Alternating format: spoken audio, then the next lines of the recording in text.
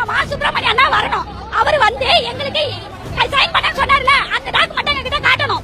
எங்களுக்கு அப்ரூவல் பண்ணிட்டேன், கையெழுத்து போட்டேன்னு சொன்னாரு. ஆனா அந்த டாக்குமெண்ட்டை காட்டுங்க. இப்ப நாங்க போய் கேட்டா டாக்குமெண்டே வரல, சைனே ஆகலன்றாங்க. இப்ப புதுசா வந்திருக்கிற டிவிக்கு ஆபீஸ்ல நாங்க போய் கேட்டதுக்கு ஏற்கனவே உங்க ஃபைல் இருந்தா 100 ஃபைல் காட்டுறாரு.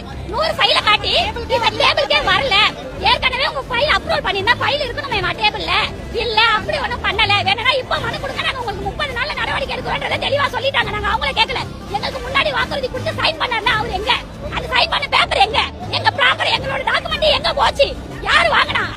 இன்றைக்கு வரைவு திட்ட அறிக்கையை பெற்று மேகதாட்டு அணையை சட்டவிரோதமாக கட்டுவதற்கு கர்நாடக துணை முதலமைச்சர் பூஜை போடுகிற நிலையை உருவாக்கியவர் முன்னாள் முதலமைச்சர் மு.க. ஸ்டாலின் என்பதை வன்மையாக கண்டிக்க கடமைப்பட்டிருக்கிறேன்.